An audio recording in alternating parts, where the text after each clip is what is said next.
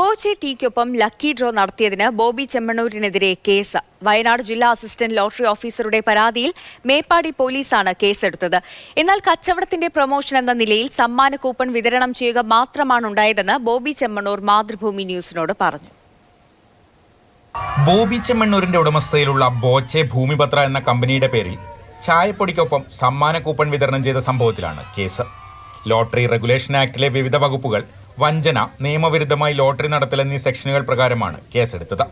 വയനാട് ജില്ലാ assistant lottery ഓഫീസറുടെ പരാതിയിലാണ് മേപ്പാടി പോലീസ് കേസെടുത്തിരിക്കുന്നത്. ചായപ്പൊടി വിൽപ്പനയ്ക്കും പ്രമോഷനും എന്ന വ്യാജേന ചായപ്പൊടി പാക്കറ്റിന്റെ കൂടെ ലോട്ടറി ടിക്കറ്റ് വിൽക്കുന്നുവെന്നാണ് FIR-ൽ പറയുന്നത്. ദിനംപ്രതി നറുക്കെടുപ്പ് നടത്തുകയും സമ്മാനങ്ങൾ വിതരണം ചെയ്യുകയും ചെയ്യുന്നതുകൊണ്ട് സംസ്ഥാന സർക്കാരിന്റെ ലോട്ടറി വിൽപ്പന കുറയുന്നതിനാൽ സർക്കാരിന് നഷ്ടമുണ്ടാകുന്നുവെന്നും FIR-ൽ പറയുന്നു. ബോച്ചയുടെ ഓൺലൈൻ സമ്മാന നറുക്കെടുപ്പ് ലോട്ടറി നിയമങ്ങളുടെ ലംഘനമാണെന്ന വിലയിരുത്തലിൽ ലോട്ടറി ഡയറക്ടറേറ്റും പരിശോധന തുടങ്ങിയിട്ടുണ്ട്.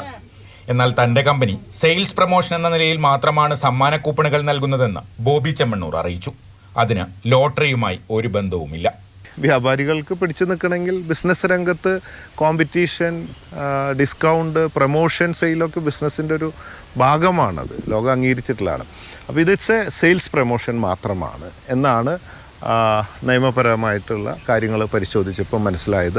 കൂടിയ വിലയ്ക്ക് ചായപ്പൊടി വിറ്റ് അമിത ലാഭമുണ്ടാക്കുന്നു എന്ന വാദവും ബോബി ചെമ്മണ്ണൂർ തള്ളിക്കളഞ്ഞു.